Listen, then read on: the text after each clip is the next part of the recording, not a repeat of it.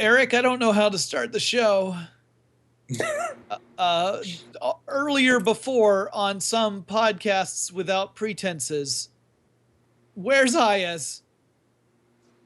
I I think he's in the same city I am. No, Oh, he's it in was your city. There we go. yeah. Well, I'm Jonathan Strickland, I'm Eric Sandine.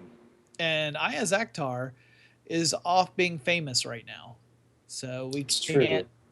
we can't even get him for our own goddamn show. He's well. I would like to think we pull a better viewership than CBS, but we're not Well, there yet. we certainly skew younger. Yeah, that's true. CBS. Yeah. CBS average age 73. Uh, how was your Labor Day weekend, Eric? It was good. I pretty much, I'm in Oakland now, so the train, BART was shut down between Oakland and San Francisco. There's Liz. Um, Hi. and so we pretty much had to bum around Oakland because it was, an hour and a half bus ride to San Francisco, and we didn't feel like driving across the bridge. So we went to Chinatown and uh, went and found actual Chicago-style pizza in Oakland, which was kind of exciting. But yeah, it was good. It was yours. Excellent. Well, here in Atlanta, we had a little thing called Dragon Con that happened, which was Is fun. that yeah? Yeah. I Go ahead. All I know about Dragon Con so far that happened was that everybody was stuck on a plane in the air for very long periods of time, and no one could go outside. I guess. I mean, I was fine. I guess living in the Yeah. city where it happens makes it easy. Um, I will say this: I had a great time. I was sad that I did Daily Tech News Show on Mhm. Friday with Tom Merritt, obviously the host. Was Tom live from Dragon Con? Yeah, Tom was Were there. you like live So from his was hotel? no, he was. It was from the we did it in the Hilton Crystal Ballroom Oh, and had a nice. live audience. So I we did did not it know like it was a panel, like a yeah, it was like a science fiction con panel, except it was a live podcast. that. Um, so Tom was sitting next to me. It was if you go from the end of the table, it was Tom, then me, then Justin Robert Young, Mhm. then Len Peralta, then Veronica Belmont. So it was It's all of pretty us good. up at yeah, it was a good I'd crew. say 75% of those people I would listen to. So I'm curious to hear who is left out, but I'm not going to ask because my feelings can easily be hurt. Um, it was good. The audience enjoyed it, but the recording fouled up. oh So jeez. yeah, what happened was there was just a simple error where instead of taking the audio from the soundboard and making that the recording, the laptop they were using to record was recording from its onboard microphone. Oh god. So yeah, so it was picking up all the noises from the audience, and it had a very tinny sound because it was just picking up the onboard mic as opposed to the soundboard. And Tom was very upset, as I would be too if it were my show. But that being said, the actual panel was great. We had a What were you fantastic guys time, really good so what were you guys audience. talking about? We talked. Well, I mean, we did the Did the show. headlines, but Yeah. then the main discussion point was on tech toys, with a focus on BB-8 because Tom Yeah. had one. Oh, son of So yeah, I ordered it Friday, and as soon as they came, as soon as the orders became available, I ordered one. a bitch. Mhm. Um, but yeah, it was. I mean, it was a great conversation, and I really wish it had worked better. I wish the recording had come through because I think it was a good episode. Lynn Peralta did the illustration for the panel, and it was great. It was very cute, and so I've been in a couple of Lynn Peralta's illustrations now. That's fun. And apart from that, like that, and I was a presenter at the Parsec Awards, which is an awards show for podcasts that are in the field of speculative fiction. So either they are science fiction or fantasy or horror stories, or they cover those topics. And Mhm. that was fun. I've done that, I think, 3 or 4 years now, maybe Was Paul F. four. Tompkins there? He was not. Tom and Veronica hosted.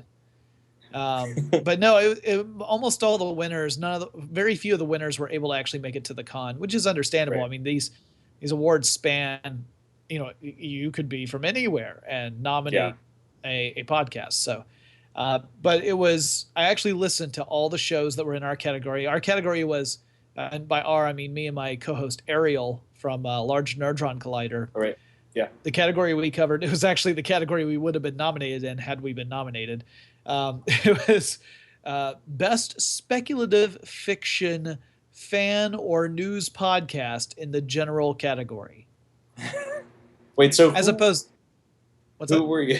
Who was in that category? I'm curious, actually. So the category is specifically about general commentary or news about speculative fiction, as opposed to Hmm. in the specific category, they would be shows that focus on a single title, like Stephen King podcast, be an example, or Right. I gotcha. a Battlestar Galactica or something like that. So the shows that were nominated in our category, working from memory here, there was The Incomparable, which won, and they're quite good. I want to say it's the Sci-Fi Diner podcast, Geek Radio Daily, the Anomaly podcast, and I want to say it's like the 602 Club. It's either 602 or 620. I Hmm. apologize because I'm just going from memory.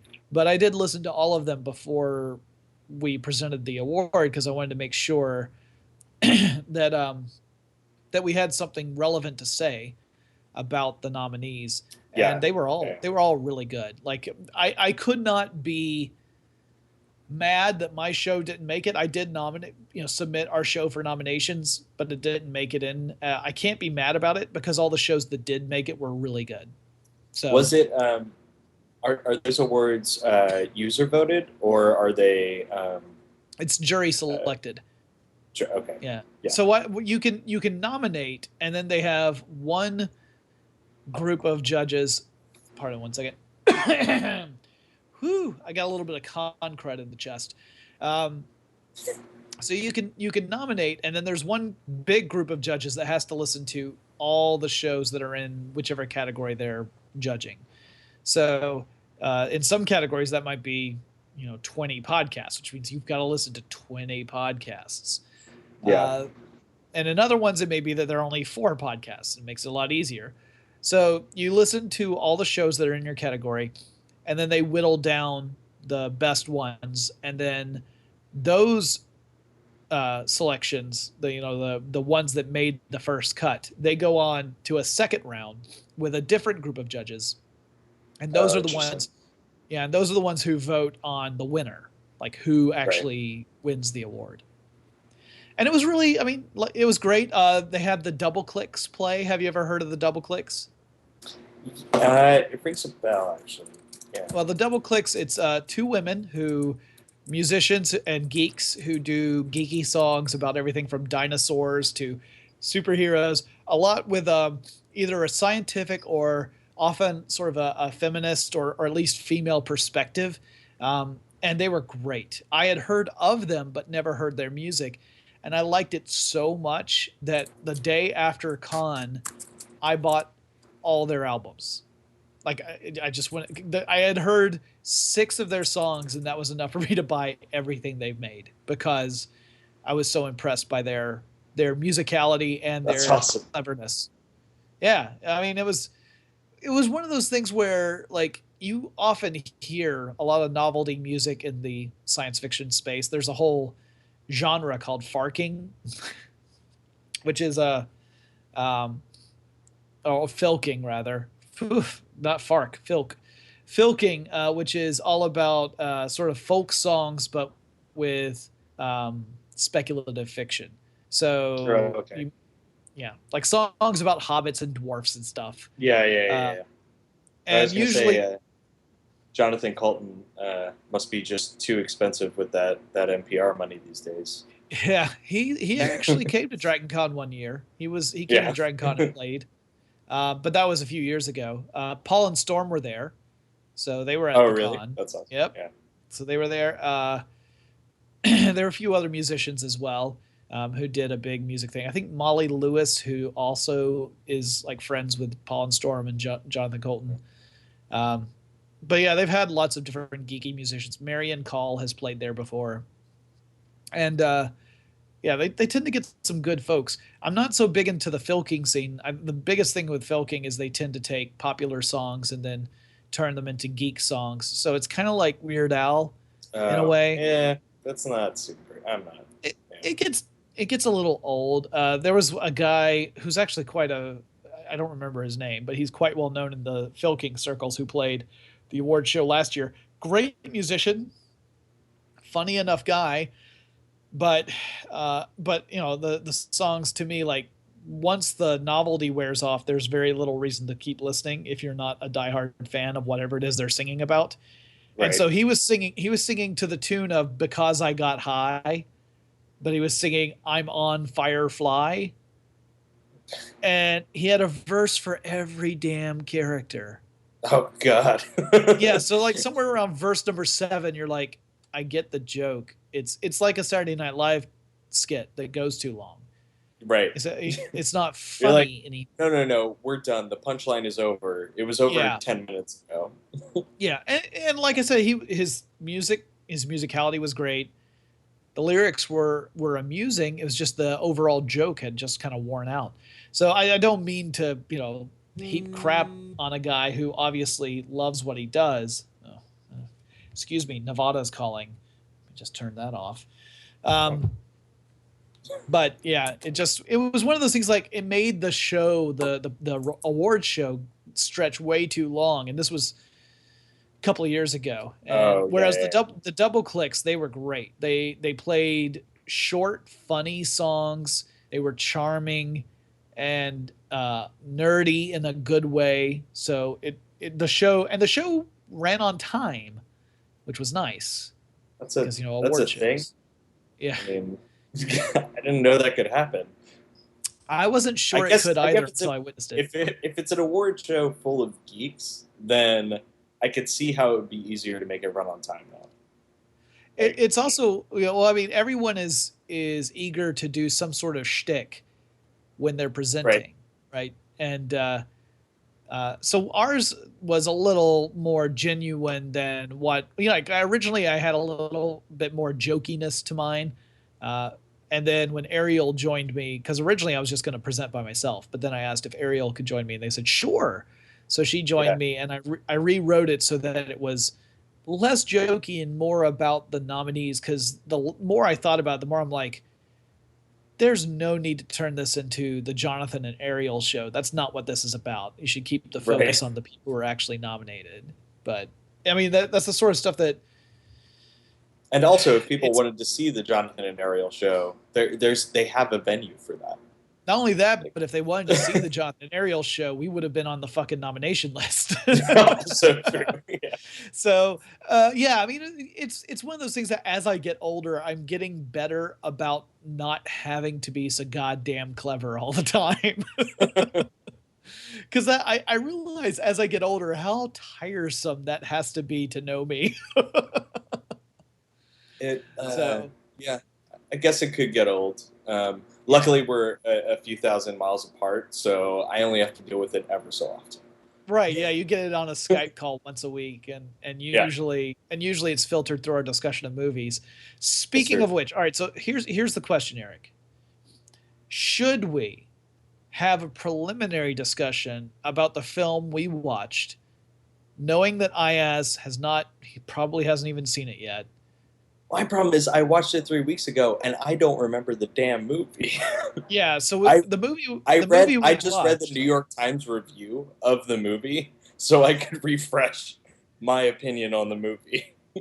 yeah, the movie we watched was Crossroads, the Britney Spears film. And I think actually, Eric, you kind of summed it up. It is a largely unremarkable film. Oh, there's Uh, nothing. there's actually one major thing that I think we need to talk about. Actually, I think you know what? Let me see if I think I made notes on this.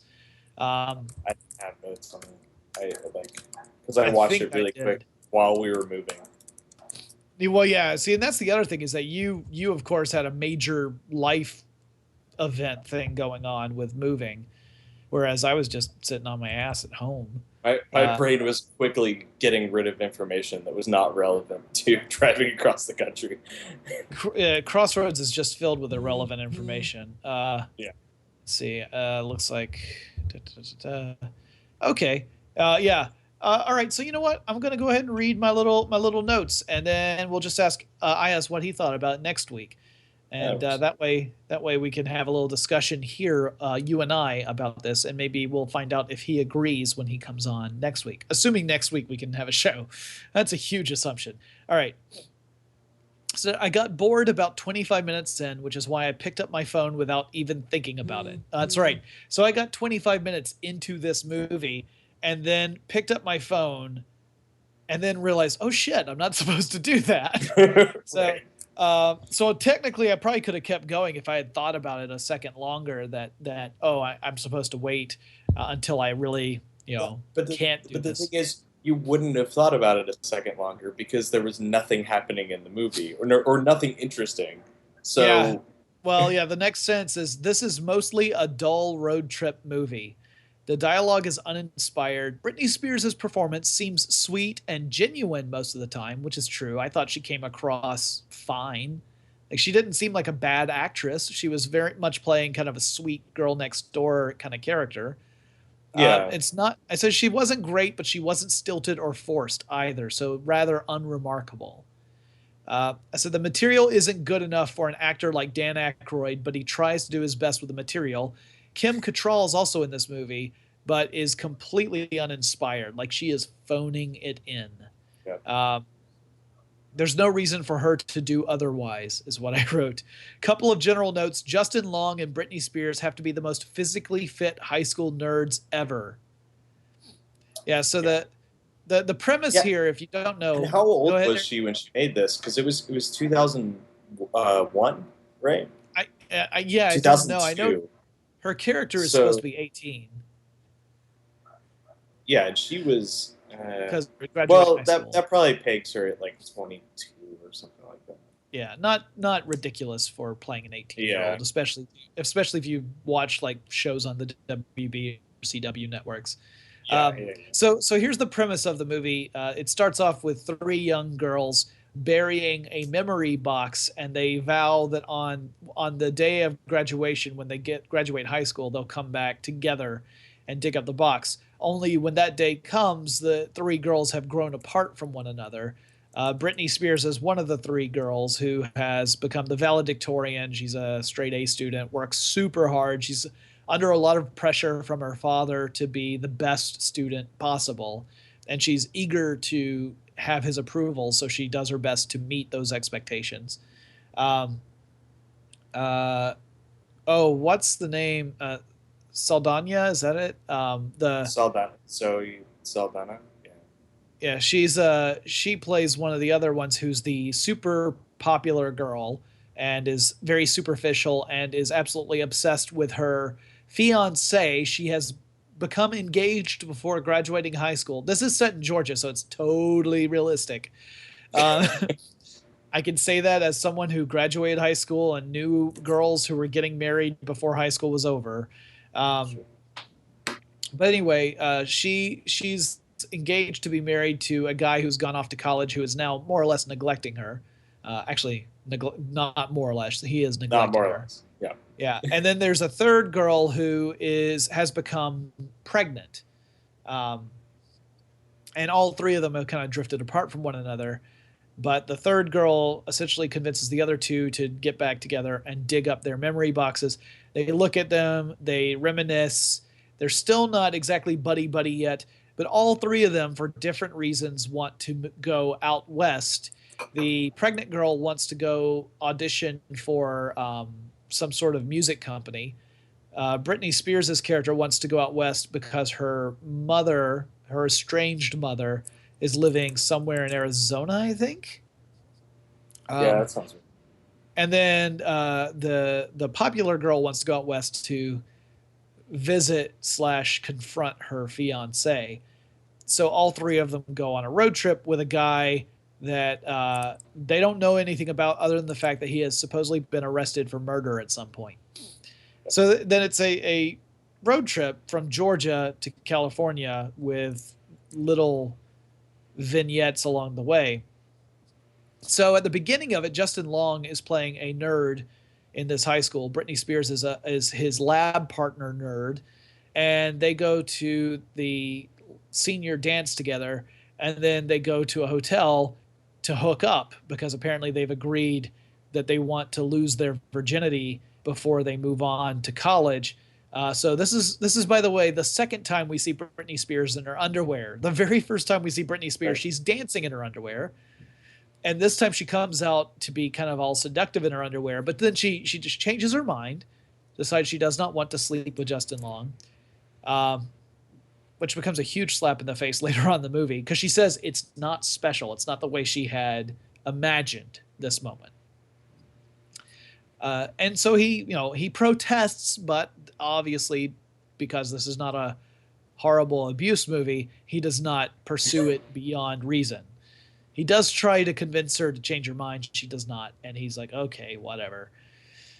All right, so I don't have any more notes other than the story is pretty uninspired. The execution is sloppy and ham-fisted, and there's one line that really bothered me.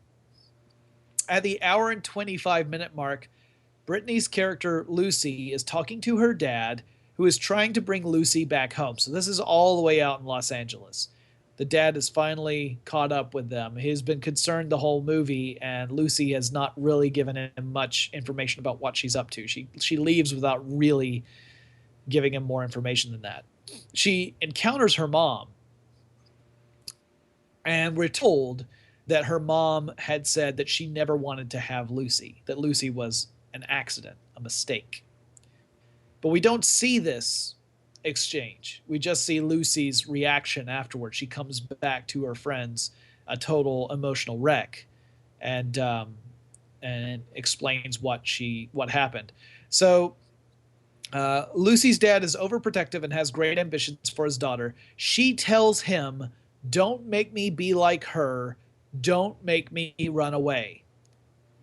Which was like I don't know. That to me, that was like shoving a knife into the chest of the dad who had been scared shitless about his daughter, who Yeah. left with a stranger to go across country in a car. And he finally finds her, and he's been terrified this whole time. And she's like, "Don't be so overprotective. Don't make me run away like your wife." I'm like, whoa, seriously? You're like, hey, first of all, you're responsible for driving your wife away. Don't be responsible for driving me away too. Keep in mind, Right. she's saying the wife, the woman who has told me I was a mistake. Don't make me be like her. And I was reeling at this line. And but beyond that, uh, it gets to so this is a very complicated thing. There seems to be a message in this movie, and correct me if you think I'm off base here, Eric. But there seems to be a message in this movie about female empowerment. Women, young women should be able to make decisions, make mistakes, and learn from those mistakes. I mean, hell, this is where Britney's song I'm not a girl, not yet a Not, woman" yeah. comes in. Yeah, it's I all think that about was that was the general that's what they were going for at least. Yeah. okay. Well, here's the thing that really bothers me, and it's a question that the movie does not even try to answer. It doesn't even try to address it. And honestly, it's just because it's so complicated that this bothers me. So the message is Britney Spears wants to be empowered. She wants to have agency. She wants to make her own decisions. She does not want those decisions to be imposed upon her. Yeah. If her mother had that same agency, Britney Spears' character wouldn't be alive because her mother wanted to end the pregnancy, but the father forced the mother to have the child. It's true. This is Yeah, they seem to try to touch on as many issues as they could have. Like they yeah, touched on rape, they touched on pregnancy, um, infidelity. infidelity. Yeah, it was. Um, I mean, if we go with like other things, vanity and like yeah, like ridiculous It, things. Yeah, so this is tough because Lucy's father denied Lucy's mother her agency. He denied her the ability to choose to end the pregnancy. right. However, Lucy grew up to be a very smart, enterprising, and incredibly talented young woman. So, if the mother had had her agency, the character of Lucy wouldn't have been born in the first place. Yeah, But Lucy wants to have that agency and empowerment too. This is really complicated. Like I think this is not you're an going easy you're thing going to. too deep. No, I I mean it's realize I'm going deeper than what the movie intended, but this is, I mean, it really is tough because by the way, I fully side with the female empowerment and agency side. I completely yeah. side No, on that. It's yeah. just that the movie seems conflicted, and Don't it may get not. Jonathan and I wrong. We can't speak for Iyaz though. No idea what his opinion on this Yeah, no, we're Iyaz obviously wants women barefoot, pregnant, and tied down to a kitchen appliance of some sort, preferably one that's too heavy to move. We know that about Iyaz. Um, Yeah. and surely when he's on the next time, he will confirm this. It's offending But himself. Affirm it. Yeah. I mean, he might deny it, but really, denial is just another kind of confirmation. Well, and if it doesn't Um, come up, we just know what we said is true. So Yeah, exactly. If somehow this particular part, because I'm getting it off my chest now and won't bring it up next time. Um, well, yeah. So this is, I agree. I don't think that any of this was necessarily intended in the script, but it is a very conflicted presentation, which if it were intended, would be fascinating because it prompts really tough conversations that need to be first of all, you need to have these so conversations, and second of all, they should not be easy ones. and I mean they're probably not ones that you want to have in a movie starring Britney Spears that's an hour and some odd 20 to 30 Yeah, and minutes long. also Yeah. keep in mind that the big set pieces in this movie are mostly of Britney Spears being in very skimpy clothing and then singing something. Right. Uh, Yeah. like I So love rock she and gets roll. she gets so the car breaks down, Yeah, which of course it's a road trip movie, so that has to happen. Um, and she like looks under the hood or whatever, figures out what it's going to take to fix the car. I don't remember what happens, but somehow they're singing at a competition. well, what happens is they see that there's a karaoke competition. Right, And right, the way the karaoke competition works is it's not a contest where there's a grand prize. Instead, whenever a person or group gets up to sing, a tip jar is passed around, and that's right. whatever is in the tip jar at the end of the song, the person singing gets to keep.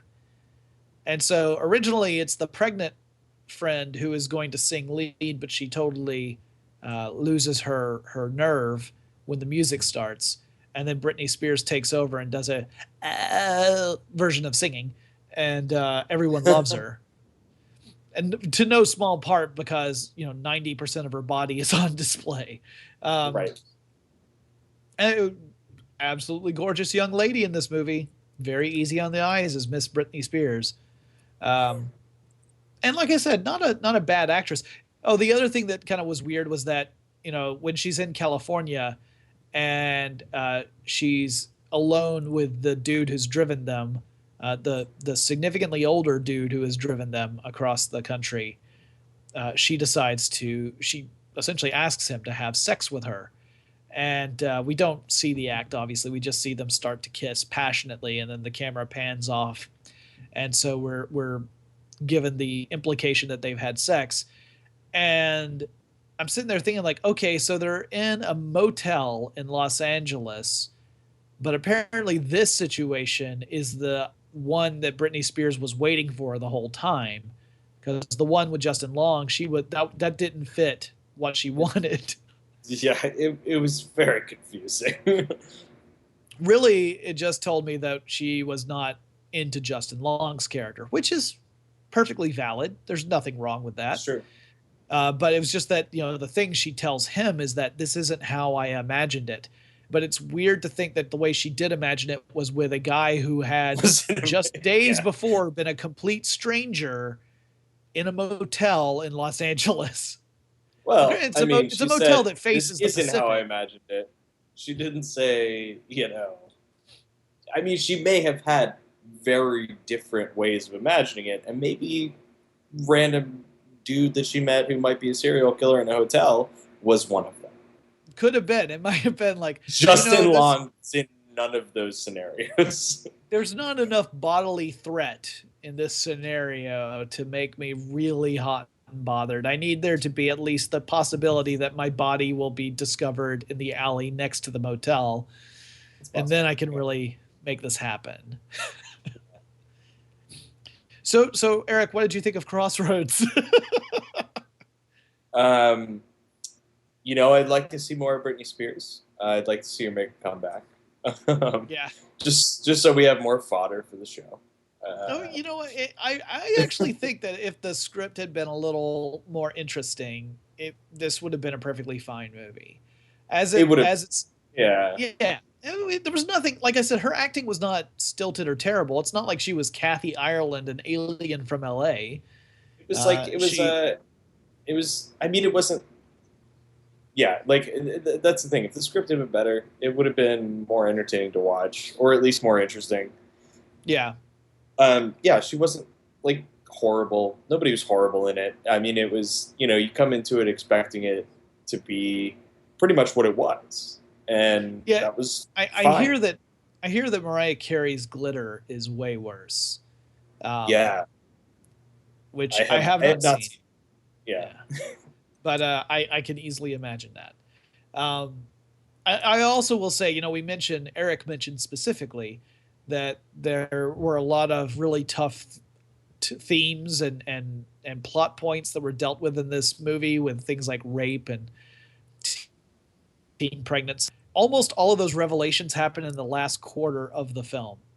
yeah, yeah. Like the last 20 minutes of the movie, that's when like all the shit hits the fan. Like that's when you find out that Lucy's mom never wanted to have her and has gone on to marry another man and have two sons. So Lucy actually has two half brothers that she's never met and who do not even know that she exists.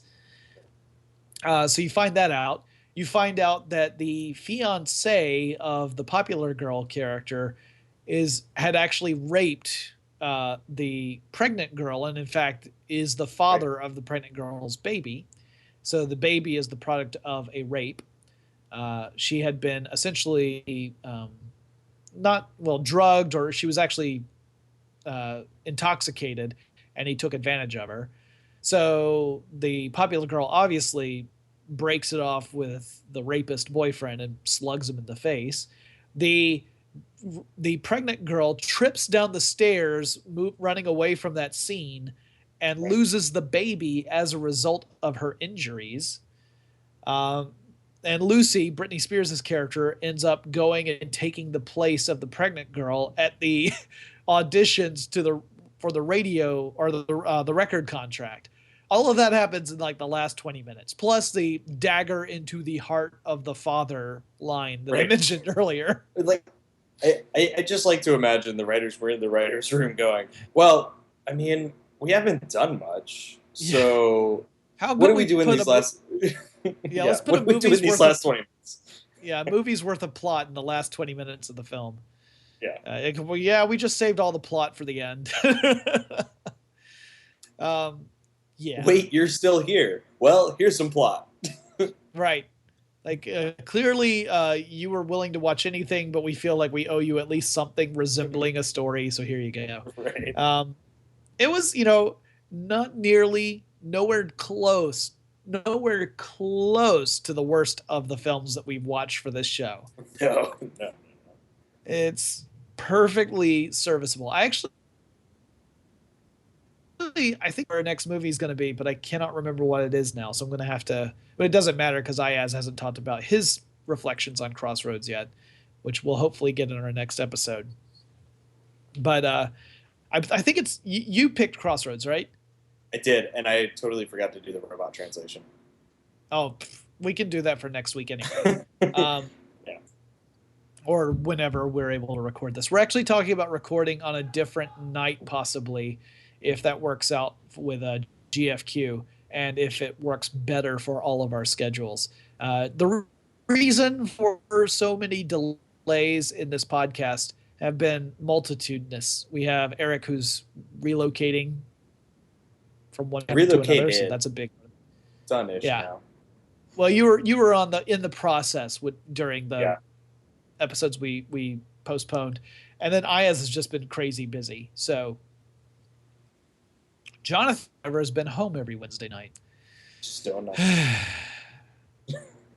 But yeah, we're looking at possibly recording a different night so that way we can be a little more regular with these, since we've been miserably failing at that recently. Well, and now we're spanning three time zones instead of 2. Yeah, well, we were doing that before too when Iyaz was out in California. Oh yeah, it's true. We're just kind of back to the same thing. Yeah. Well, no, we're back to 2 time zones because Iyaz is in New York, so that's me. Oh, that's right. Yeah, you're right. New York and Atlanta are in the same one, so.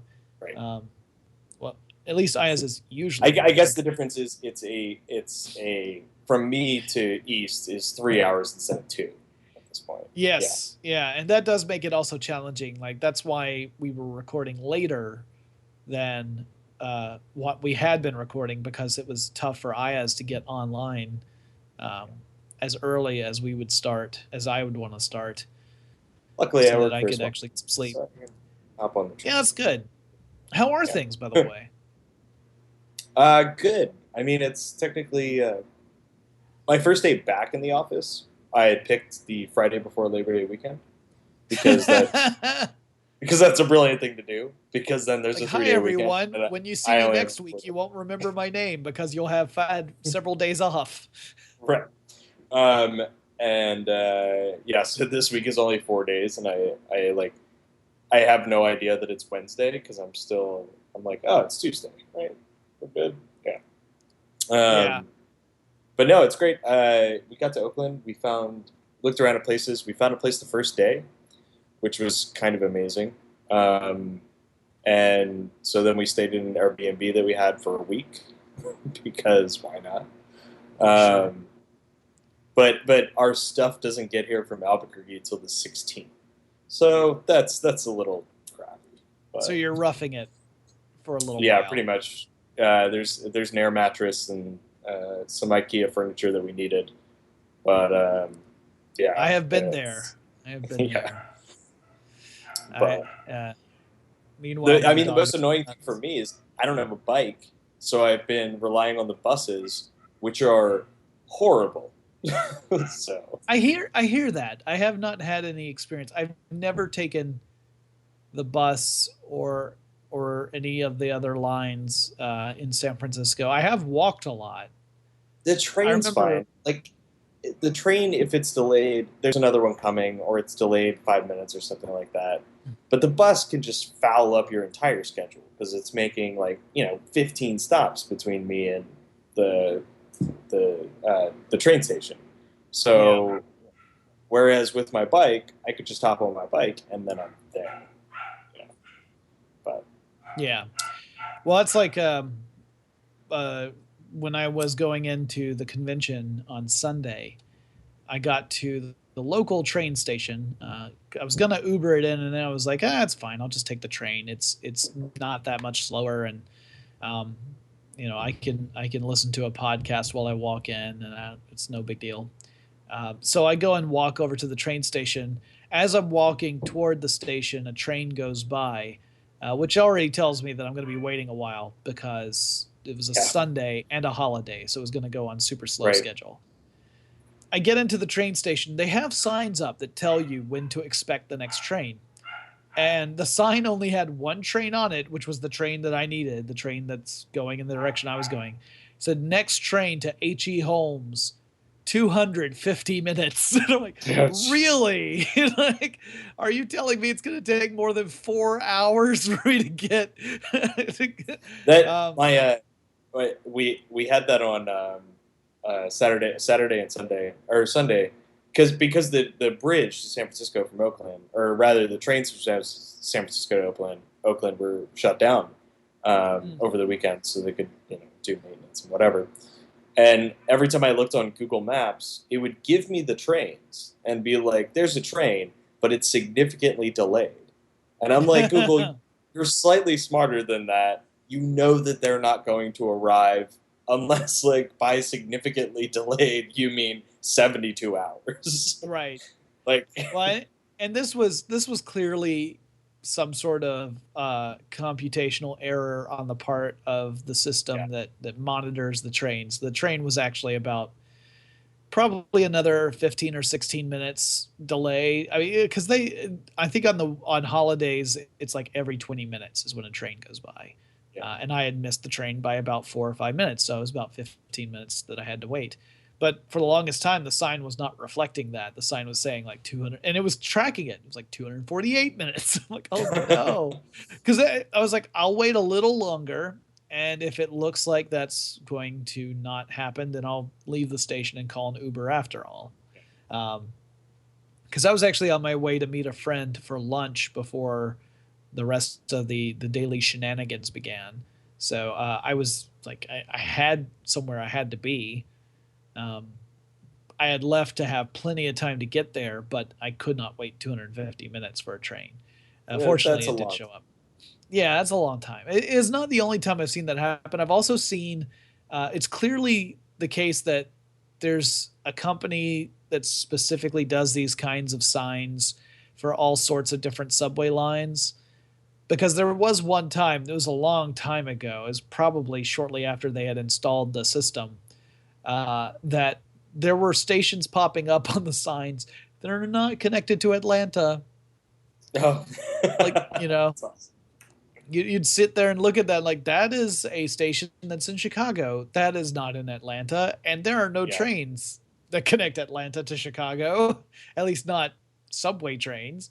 So So yeah, it was pretty funny. But yeah, well, I think you would have enjoyed the convention had you been able to come out. The costumes were again crazy. The most popular costume, the first day of the con, the first real day of the con, which is Friday, the most popular costume I saw was of Jimmy Buffett from Jurassic World. okay, I was gonna say, was that you that posted that? Because I saw Yeah, that. Yeah, yeah, the guy who had the two margaritas in his hand and he yep, had a little yeah, pterodactyl type thing on a dowel behind him. yeah. Um, there was also I also saw someone had posted a picture of someone had a Velociraptor statue and they dressed the Velociraptor up as the Jimmy Buffett character and gave it two margaritas in its claws. So I was like, oh, a twist. Um, yeah, there were a lot of great costumes. A lot of I mean, Dragon Con. The thing about it is that the concentration of costumers and cosplayers is way higher than at Comic Con. Like you see It's some insane to me great. that they have it in Atlanta though, because it seems like wearing a bunch of costumes in the middle of Atlanta in Well, you tend to September be would be you usually horrible. you usually stick to inside the hotels. So Yeah, that's the thing is that because all of the events take place in hotels, they go on all the time. Like it's not at a uh, convention center. So at a convention center it shuts down at like 6 p.m. right. Dragon Con goes 24/7 until the end of Monday. So yeah, it's a lot different from those type of conventions.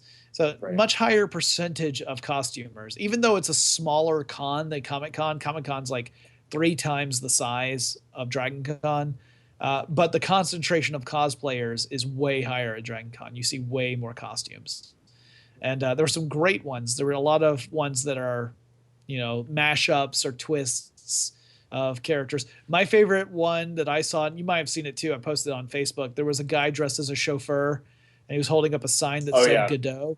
Godot. Yeah, Yeah, yeah, waiting that for was good. Godot. Yeah, I had to explain that to a couple of people who were not familiar with the play, I'm kind of but not surprised you had to explain that to people. yeah, well, it's a it's not the most obvious reference. A lot of people have heard the phrase "waiting for Godot," but Yeah.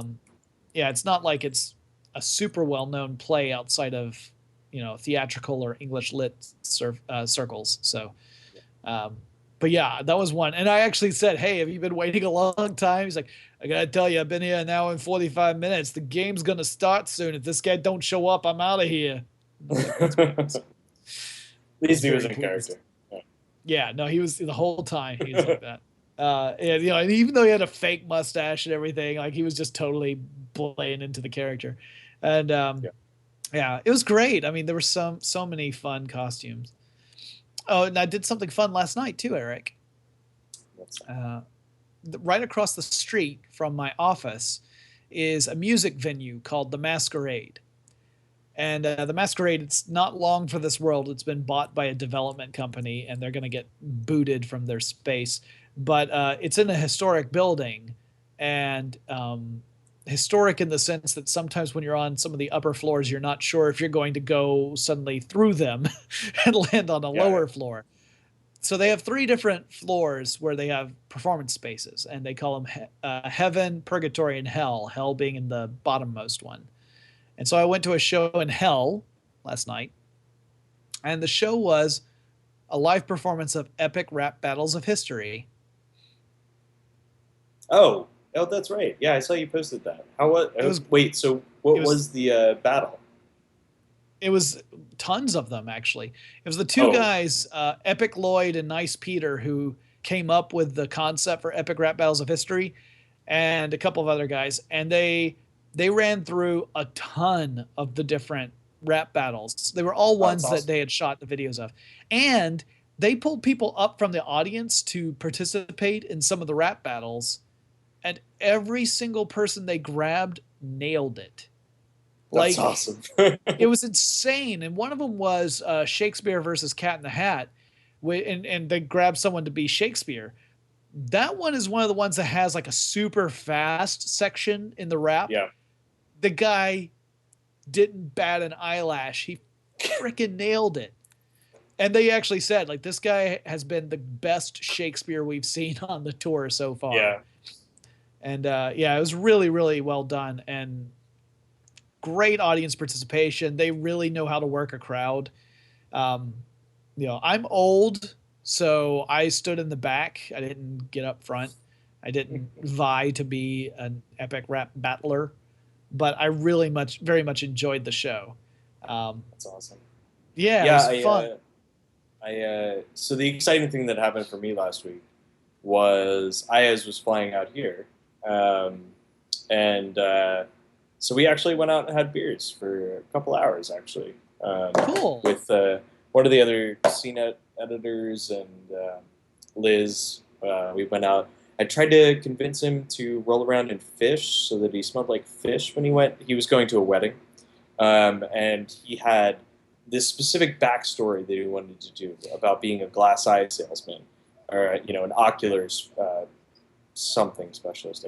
There's a certain word there. Um, but he had another one about being the sturgeon king, and I was like, I like that one a lot more. We can just go to Fisherman's Wharf right now, get some fish, throw it in your suit bag. Next morning, you're gonna smell like fish the whole day. You already like when you approach somebody, they'll already know. Oh, this guy's gotta be the sturgeon. Like, So he didn't uh, want to be the general sturgeon. no, he did not. He did not take the bait, as it were, and and Ha! Nice. Well and ended played. up going, I believe, with the glass eye salesman. And he may have convinced me to come to Uh, CES this year. I might do it. The flights are $100 right now, so I'm just kind of like, well, yeah, at that price, you can't afford not to go. right. To see, I don't know what is this year going to be. 4K TVs, and I'm gonna guess. I'm gonna guess. Virtual and augmented reality will be even bigger this coming yeah, CES. that's true. If I had to take a wild stab, I mean, there's certain things that have been going on for a while. 4K, it's going to be more like 8K TVs Yeah, because I saw. 4K is now being standard. Yeah, at NAB, I saw a lot of the 8K demos, and I mean they Yeah, were great, pretty, yeah, but yeah, yeah. I think we're going to see more 8K. We're going to see probably we might see another stab at smart TV technology now that Apple TV is really yeah. coming out strong. I figure we'll see AR and VR, and I think Internet of Things will still be big. Like I Um, wonder if, especially with the TV stuff, if Amazon or those kind of people are going to start getting bigger booths for that. But yeah, I don't know. Uh, I mean, like, there's some companies that you would expect to show up. Like, it would be interesting if Alphabet, aka Google, actually got a space because traditionally they have not. They've appeared in conjunction with other stuff, but they've never had a booth space of their own. That might be interesting. I figure we might also see more voice interaction stuff because that seems like it's pretty big too. Honestly, it's hard to predict this far out. Um, yeah, but that would be my best guess based upon what is currently buzzing. Knowing yeah, that the companies that are going to be presenting at CES, they've had those plans ever since the last CES closed. yeah, yeah. It should be So interesting. Yeah, I might head out there. yeah, Might be fun. I've already got my you know I've got my I'm registered. I've been accepted, all that stuff. I don't have a hotel room yet. Don't have flights yet. Actually, I need to talk with my team to see, like, are we actually going to do this? And if so, we need to start making the plans at this point. But yeah, so I'm ready to go if all the logistics are handled. This will be Right. my first CES um, since we officially switched from Discovery. Oh yeah, that's So right. Yeah, yeah. yeah, so that will mean like I don't even know how to book travel through my current company Oh because I yeah. haven't had to do it. I was using Right. Discovery's ways, but back when I was booking everything for the last one, so um, I don't even know how I would go about it. So that's all different. But yeah, we've talked about a little bit internally about going and maybe even having a camera crew for me this year, which would be really exciting for how stuff works. I mean, we've done it with forward thinking. Yeah. We did that last year, but we didn't have a How Stuff Works crew, so we might do that. We still have to talk about it. I mean, there's a lot of logistics to figure out, but Yeah. uh, I mean, it's hard to bring a camera crew anywhere, let alone feed them and make sure that you change their diapers. right, yeah, or at least make sure that they have an uplink that is reliable, so they can actually get the stuff they're shooting to. Oh yeah, especially in Vegas during CES, it's horrible. Yeah, I mean, Like you pretty much need a truck, which is what Engadget used to show up with. Yeah, well, and CNET too. seen it. Yeah, Yeah. So, but we figure Iyaz will be there with CNET, so I'll probably be there. Uh, and then there's so many other people we know who end up going to CES, and that's the best part of CES for me is not seeing all the technology, which can be interesting. Sometimes you see stuff that you didn't anticipate, which yeah, is fun. But to me, the most fun is running into all the people who work in our general tech space that I don't get yeah, to see otherwise. yep, yeah. It is weird being out here now. This is the first time I've actually lived out here, and I'm Yeah, like, oh, there's so many events. I can't possibly go to all of these events. I don't know what to do anymore. I'm gonna go home. you should have gone to the Apple event today and just like rattled the windows outside. You're like, I know Apple. you and you and you. I built websites for you and you. I squatted on domains for you and you. Did you watch any of the Apple event or follow it at all? I passively looked at it after, and I was like, all right, so we got an iPad Pro, which is huge. We Yeah. got the 6S, which don't really care. A new Apple TV that has apps and games that people can play. I mean, that's interesting, but I mean, none of it's interesting.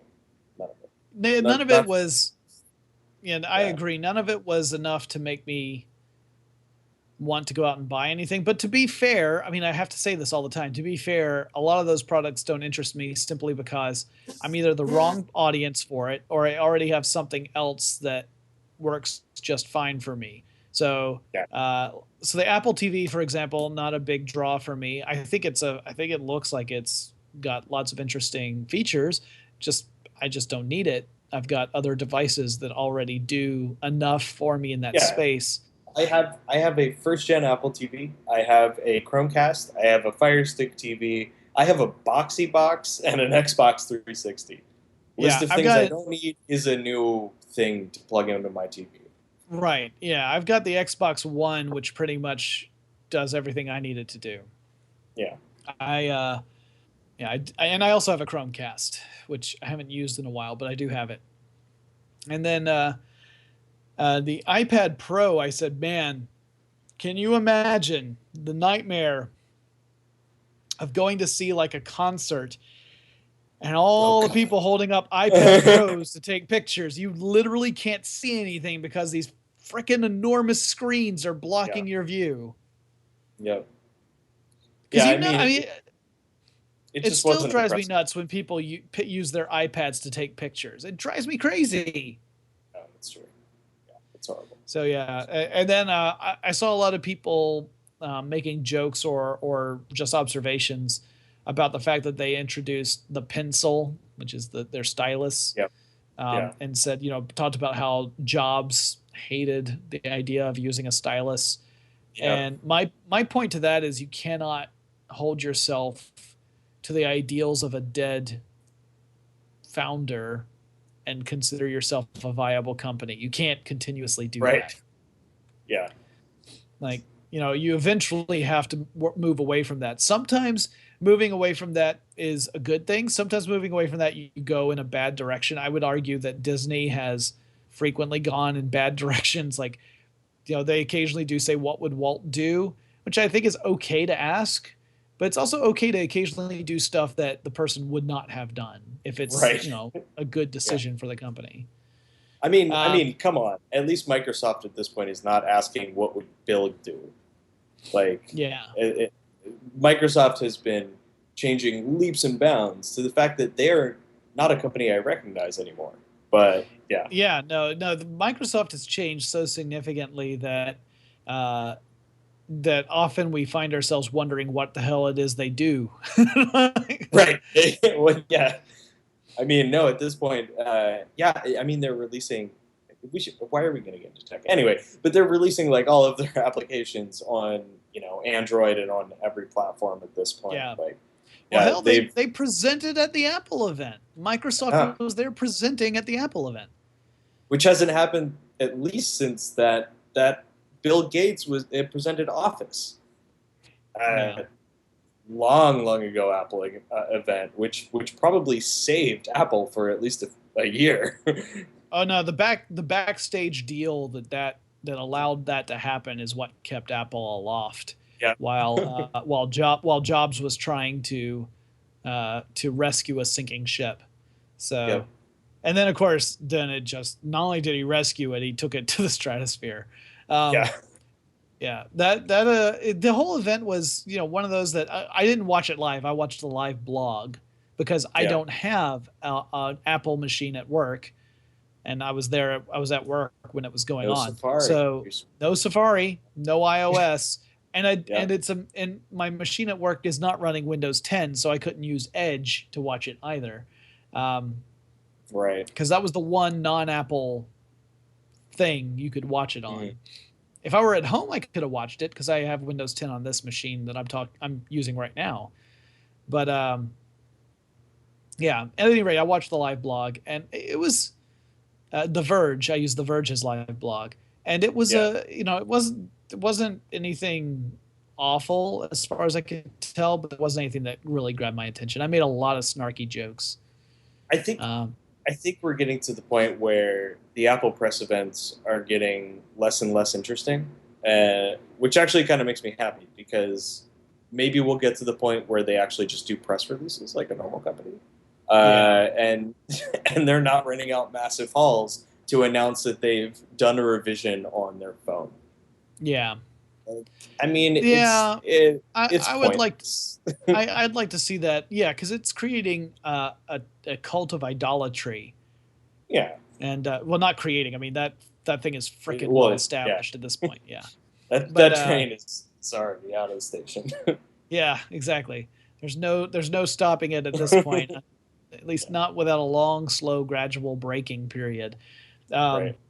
yeah, I agree with you, Eric, entirely. I would like to see these sort of things kind of these manufactured events, media events to kind of fade away And it's to the point because where it's predictable. Like it's not, like if they're releasing something amazing, then yeah, do it. But do it at a random time during the year when it's like, okay, this is when we're done with this. So let's announce yeah. it then. Instead of I like, oh yeah, the iPhone announcement is this time every year. They're gonna do a revision. Yeah, yeah, It's funny because we could make the same argument for CES because that's at the totally, same time every absolutely, year. yeah, Like so all the yeah, companies are beholden to having their announcements ready in January because that's when CES happens. And that's yep, why companies like Microsoft and Apple don't participate in CES because they want to yep, be able to dictate their own schedules. yep. Yeah, actually, honestly, CES could fade away too, for at least media at any rate. I understand its purpose in the industry where you have Right. retailers coming out to see what's available. That makes Yeah, perfect for sense to me. retailer buyers and stuff like that, yeah, totally. It's great to have a single venue where somebody can go for that. But Yeah. yeah, as a press event, it's yeah, not sure.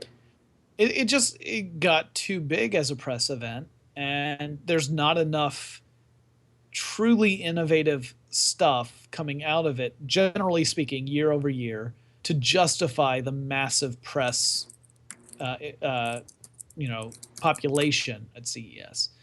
And I'm sure I'm not saying anything that people haven't heard a billion times or experienced for themselves. Anyone who has been press at CES, you know what I mean. Because if you go to any of those damn press events that happen before the show opens, it's a madhouse. Oh yeah. Yeah. Especially if they're serving food. God help you if you get between journalists and free food. Oh, food. If they're serving free beer, it's worse. Yeah. Like Well, you generally don't drink, speaking, but I go to these events. well, generally speaking, the way I've experienced it, yeah, since I don't drink, I don't get caught up in that. But Yeah, um, they tend to put the bars on the perimeter of a room, so right. that at least doesn't cause a stampede. But putting the Sure. buffet tables in the middle of the room, Jesus, Yeah, I've nearly lost a toe on multiple occasions. yeah. Um, but anyway, all that being said, I mean, we'll probably still be there. Yeah. Well, I guess we should probably wrap this up. It's been a fun little conversation catching up with you, Eric, and Yeah. talking about Crossroads. I can't wait to hear Iyaz's take on the movie. Yeah. It'll probably just be like, I just watched this movie and I don't even know what happened. I That's watched probably another what it train is. at twice the speed. Yeah. Like, I don't, that does make me wonder what the singing would sound like. Oh, probably fantastic, Because there's a actually. lot of singing. Most of the singing in Crossroads, by the way, involves Britney Spears covering a song that's playing on the car radio as they're driving around. Yeah, She does compose a poem, which ends up being the song right. "Not a Girl, Not Yet a Woman" or whatever it's called. I mean, she was a Mouseketeer, so it just, if you would watch it at two times the speed, it would just harken back to that To her Mouseketeer. Mouseketeer days, yeah, Yeah. Yeah. that's fair. All right, well, I guess we need to look into the future. So next week on Podcast Without Pretense, I'm moving to New that's it. York. Hey, guys, I got it solved. I figured it out. we're going to watch Crossroads next.